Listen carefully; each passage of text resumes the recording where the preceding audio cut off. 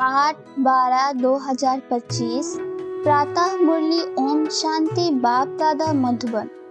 मीठे बच्चे, जब तक जीना है बाप को याद करना है। याद से ही आयु बढ़ेगी। पढ़ाई का तंत्र सार ही है याद।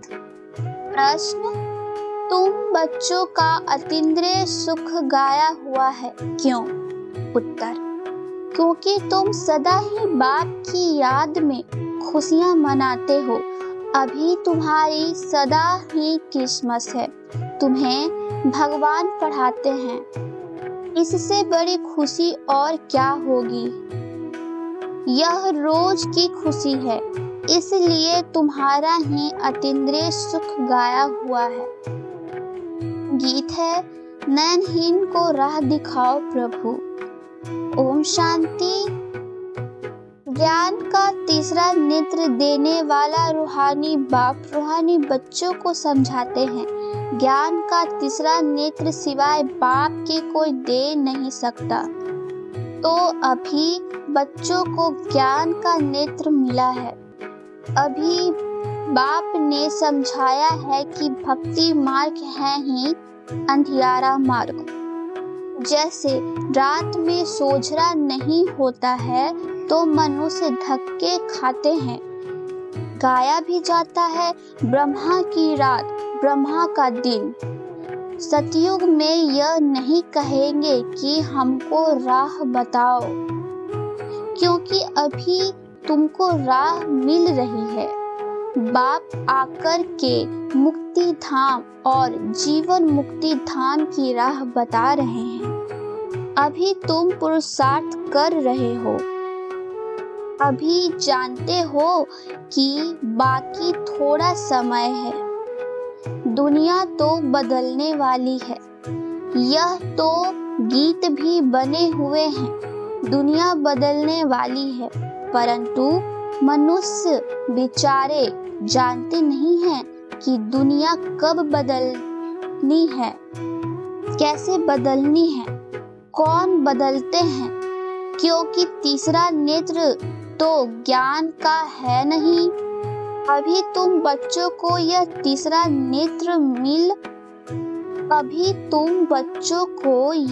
तीसरा नेत्र मिला है, जिससे तुम इस सृष्टि चक्र के आदि मध्य अंत को जान गए हो। और यही तुम्हारी बुद्धि में ज्ञान की स्क्रीन है। जैसे थोड़ी सी स्क्रीन बहुत मीठी होती है, वैसे यह ज्ञान के 2 अक्षर मन मना भव, यही सबसे मीठी चीज है। बस बाप को याद करो। बाप आते हैं और आकर के रास्ता बताते हैं। कहाँ का रास्ता बताते हैं? शांति धाम और सुख धाम का। तो बच्चों को खुशी होती है। दुनिया नहीं जानती है कि खुशियाँ कब मनाई जाती है। खुशियाँ तो नई दुनिया में मनाई जाएगी ना। यह तो बिल्कुल कॉमन बात है कि पुरानी दुनिया में खुशियाँ कहाँ से आई। पुरानी दुनिया में मनुष्य त्राही त्राही कर रहे हैं, क्योंकि तमो प्रधान है। तमो प्रधान दुनिया की खुशियाँ कहाँ से आई? सतयुग का ज्ञान तो कोई में भी नहीं है। इसलिए बेचारे यहाँ खुशियाँ मनाते रहते हैं। देखो, क्रिसमस की खुशियाँ भी कितनी मनाते हैं। बाबा तो कहते हैं कि अगर खुशियों की बात पूछनी हो तो गोपियों से, मेरे बच्चों से पूछो, क्योंकि बाप बहुत सहज रास्ता बता रहे हैं। गृहस्थ व्यवहार में रहते हुए अपने धंधे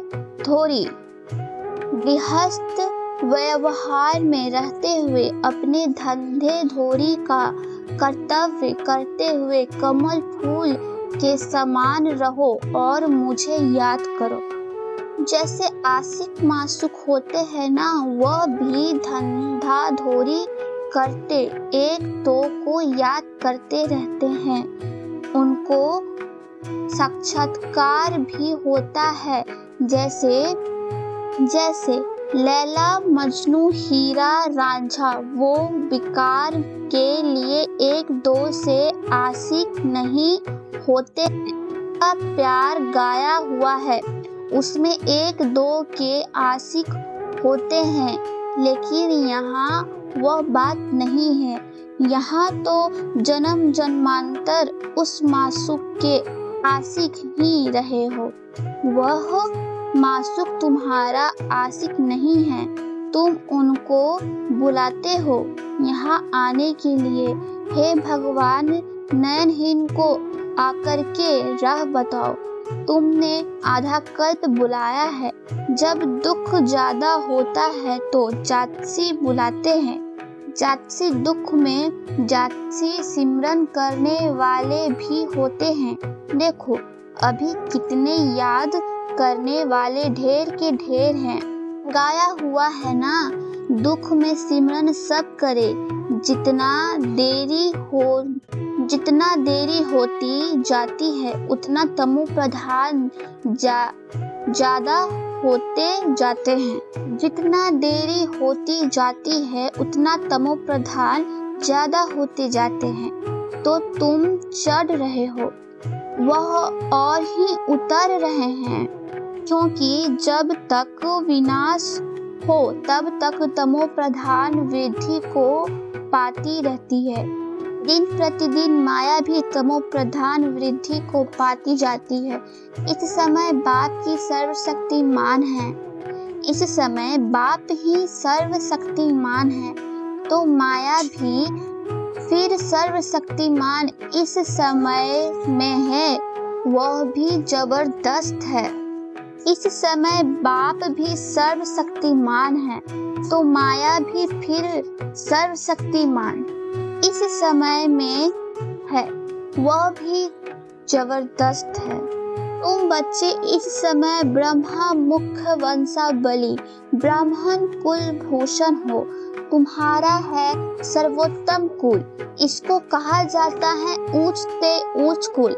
इस समय तुम्हारा यह जीवन अमूल्य है, इसलिए इस जीवन की शरीर की संभाल भी करनी चाहिए, क्योंकि 5 विकारों के कारण शरीर की भी आयु तो कमती होती जाती है ना। तो बाबा कहते हैं इस समय 5 विकारों को छोड़कर योग में रहो तो आयु बढ़ती रहेगी। आयु बढ़ते बढ़ते भविष्य में तुम्हारी आयु 150 वर्ष की हो जाएगी, अभी नहीं। इसलिए बाप कहते हैं कि इस शरीर की भी बहुत संभाल रखनी चाहिए, नहीं तो कहते हैं यह शरीर काम का नहीं है, मिट्टी का पुतला है। अभी तुम बच्चों को समझ मिलती है कि जब तक जीना है बाप को याद करना है। आत्मा बाबा को याद करती है, क्योंकि वर्षे के लिए बाप कहते हैं तुम अपने को आत्मा समझकर बाप को याद करो और देवी गुण धारण करो, तो तुम फिर ऐसे बन जाएंगे। तो बच्चों को पढ़ाई अच्छी तरह पढ़नी चाहिए। पढ़ाई में सुस्ती आदि नहीं करनी चाहिए, नहीं तो नापास हो जाएंगे। नहीं तो नापास हो जाएंगे, बहुत कम पद पाएंगे। पढ़ाई में भी मुख्य बात यह है, जिसको तंत्र कहा जाता है, कि बाप को याद करो। जब प्रदर्शनी में या सेंटर पर कोई भी आते हैं तो उनको पहले यह समझाओ कि बाबा को याद करो, क्योंकि वह ऊंच ते ऊंच है, तो ऊंचे ते ऊंचे को ही याद करना चाहिए। उनसे कम को थोड़े ही याद करना चाहिए। उनसे कम को थोड़े ही याद करना चाहिए। कहते हैं ऊंचे से ऊंचा भगवान, भगवान ही तो नई दुनिया की स्थापना करने वाले हैं। देखो, बाप भी कहते हैं नई दुनिया की स्थापना मैं करता हूँ, इसलिए तुम मुझे याद करो तो तुम्हारे पाप कट जाएंगे। तो यह पक्का याद कर लो, क्योंकि बाप पतित पावन है ना। वह यही कहते हैं कि जब तुम मुझे पतित पावन कहते हो तो तुम तमो प्रधान हो, बहुत पतित हो, अभी तुम पावन बनो। बाप आकर के बच्चों को समझाते हैं कि तुम्हारे अभी सुख के दिन आने वाले हैं, दुख के दिन पूरे हुए हैं। पुकारते भी हो, हे दुख करता सुख दाता, तो जानते तो हो ना कि फिर बरोबर सतयुग में सब सुखी ही सुखी है। तो बाप बच्चों को कहते हैं कि सभी शांति धाम और सुख धाम को याद करते रहो। यह है संगम युग, खेवैया तुमको पार ले जाते हैं। बाकी इसमें कोई खिवैया या नैया की बात है नहीं, यह तो महिमा कर देते हैं, फिर नैया को पार लगाओ। अब एक की नैया तो पार नहीं लगनी है ना, सारी दुनिया की नैया को पार लगाना है। यह सारी दुनिया जैसे एक बहुत बड़ा जहाज है, इनको पार लगाते हैं। तुम बच्चों को बहुत खुशी मनानी चाहिए, क्योंकि तुम्हारे लिए सदैव खुशी है, सदैव क्रिसमस है। जब से तुम बच्चों को बाप मिला है, तुम्हारी क्रिसमस सदैव है, इसलिए अतीन्द्रिय सुख गाया हुआ है। देखो, यह सदैव खुश रहते हैं। क्यों? अरे बेहद का बाप मिला है, वह हमको पढ़ा रहे हैं, तो यह रोज की खुशी होनी चाहिए ना। बेहद का बाप पढ़ा रहे हैं, वाह, कभी कोई ने सुना? गीता में भी भगवानुवाच है कि मैं तुमको राजयोग सिखलाता हूँ, जैसे वह लोग बैरिस्टरी योग, सर्जनरी योग सिखलाते हैं।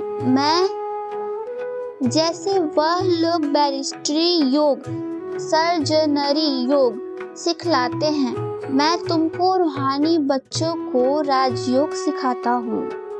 जैसे वह लोग बैरिस्टरी योग, सर्जनरी योग सिखलाते हैं, मैं तुमको रूहानी बच्चों को राजयोग सिखाता हूँ। तुम यहाँ आते हो तो बरोबर राजयोग सीखने आते हो ना। मूंझने की तो दरकार नहीं, तो राजयोग सीखकर पूरा करना चाहिए ना। भागंती तो नहीं होना चाहिए। पढ़ना भी है तो धारण भी अच्छी करनी है। टीचर पढ़ाते हैं धारण करने के लिए। हर एक की अपनी अपनी बुद्धि होती है, किसी की उत्तम, किसी की मध्यम, किसी की कनिष्ठ। तो अपने से पूछना चाहिए कि मैं उत्तम हूँ, मध्य हूँ या कनिष्ठ हूँ। अपने को आपे ही परखना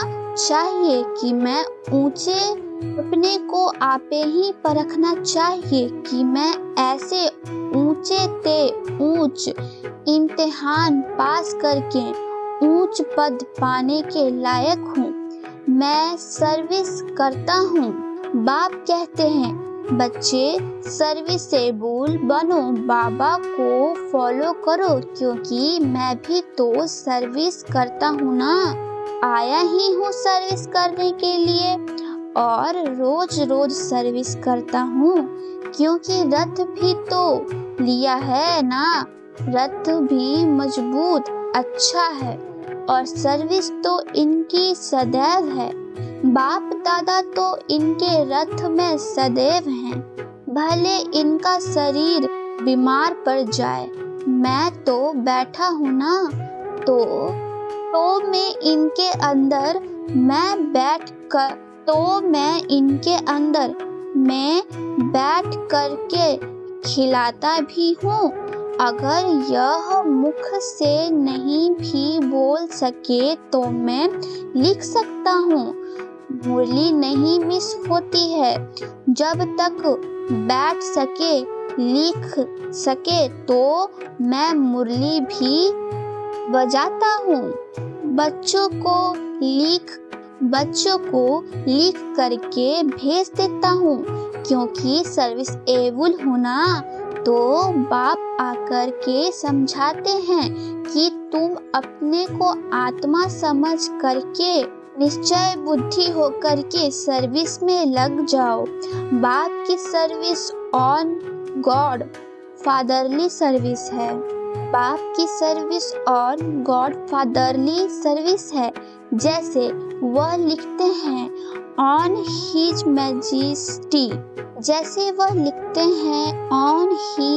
मैजेस्टी सर्विस, तो तुम क्या कहेंगे? यह मैजेस्टी से भी ऊंचे सर्विस हैं, क्योंकि मैजेस्टी महाराजा बनते हैं।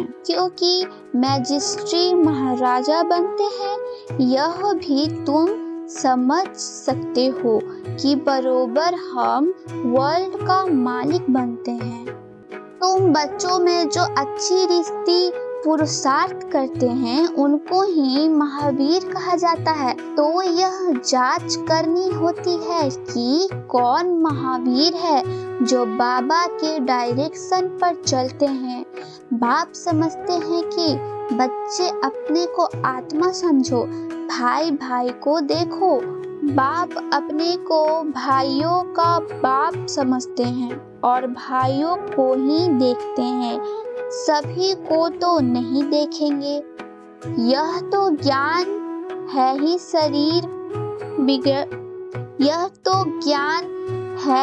कि शरीर बिगड़ तो कोई सुन न सके, बोल न सके। तुम तो जानते हो ना कि मैं भी यहाँ शरीर में आया हूँ। मैंने यह शरीर लोन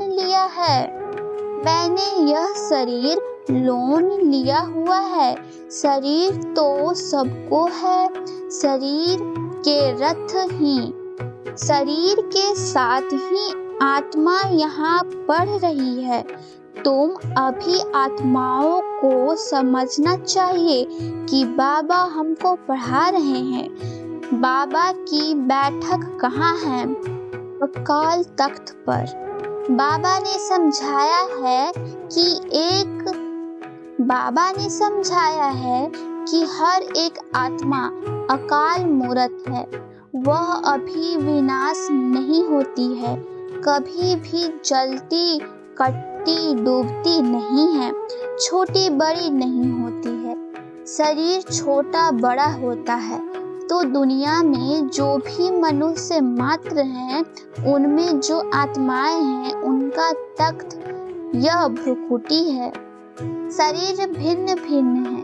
किसका अकाल तख्त पुरुष का, किसका अकाल तख्त पुरुष का, किसका स्त्री का,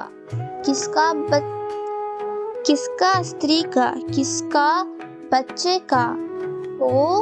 तो जब भी किससे बात करो तो यही समझो कि हम आत्मा हैं। अपने भाई से बात करते हैं, बाबा का पैगाम देते हैं कि शिव बाबा को याद करो तो यह जो जंग लगी हुई है वह निकल जाए। जैसे सोने में अलाएं पड़ती है तो वैल्यू कम होती है, तो तुम्हारी भी वैल्यू कम हो गई है। अभी बिल्कुल ही वैल्यू लेस हो गए हैं। इसको देवाला भी कहा जाता है। अभी बिल्कुल ही वैल्यू लेस हो गए हैं। इसको देवाला भी कहा जाता है। भारत कितना धनवान था, अभी कर्जा उठाते रहते हैं। विनाश में भारत कितना धनवान था, अभी कर्ज उठाते रहते हैं। विनाश में तो सबका पैसा खत्म हो जाएगा, देने वाले लेने वाले सभी खत्म हो जाएंगे। बाकी जो अविनाशी ज्ञान रत्न लेने वाले हैं वह फिर आकर अपना भाग्य लेंगे। अच्छा, मीठे मीठे सिखिलधे बच्चों प्रति माता पिता बाप दादा का याद प्यार और गुड मॉर्निंग। रूहानी बाप की रूहानी बच्चों को नमस्ते। धारणा के लिए मुख्य सार।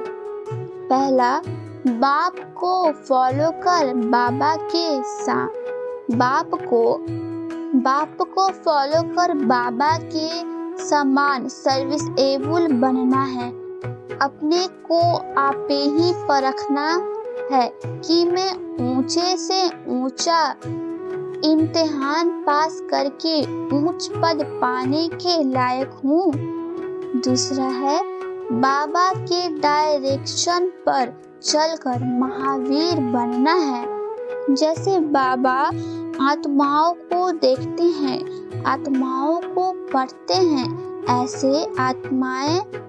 ऐसे आत्मा भाई भाई को देखकर बात करनी है। वरदान है श्रेष्ठता, वरदान है श्रेष्ठता। वरदान है श्रेष्ठता के आधार पर समीपता द्वारा कल्प की श्रेष्ठ प्रालब्धि बनाने वाले विशेष पाठधारी भव। श्रेष्ठता के आधार पर समीपता द्वारा कल्प की श्रेष्ठ प्रालब्ध बनाने वाले विशेष पाठधारी भव। इस मरजीवा जीवन में श्रेष्ठता का आधार दो बातें हैं। पहला, सदा परोपकारी रहना। दूसरा, बाल ब्रह्मचारी रहना। जो बच्चे इन दो बातों में आदि से अंत तक अखंड रहे हैं, किसी भी प्रकार की पवित्रता अर्थात स्वच्छता बार बार खंडित नहीं हुई है तथा विश्व के प्राप्ति और ब्रह्मांड परिवार के प्रति जो सदा उपकारी हैं, जैसे विशेष पाठधारी बाप दादा के सदा समीप रहते हैं और उनके प्रारब्ध सारे कल्प के लिए श्रेष्ठ बन जाती है। स्लोगन है, संकल्प व्यर्थ है तो दूसरे सब खजाने भी व्यर्थ हो जाते हैं। अव्यक्त इशारे अब संपन्न व कर्मातीत बनने की धुन लगाओ। कर्मातीत स्थिति का अनुभव करने के लिए ज्ञान सुनने कर्मातीत स्थिति का अनुभव करने के लिए ज्ञान सुनाने के साथ अब ब्रह्मा बाप समान न्यारे अशरीरी बनने के अभ्यास पर विशेष अटेंशन दो। जैसे ब्रह्मा बाप ने साकार जीवन में कर्मातीत होने के पहले न्यारे और प्यारे रहने के अभ्यास का प्रत्यक्ष अनुभव कराया। सेवा को व कोई कर्म को छोड़ा नहीं, लेकिन न्यारे और लास्ट दिन भी बच्चों की सेवा समाप्त की। ऐसे फॉलो फादर करो। अच्छा, ओम शांति।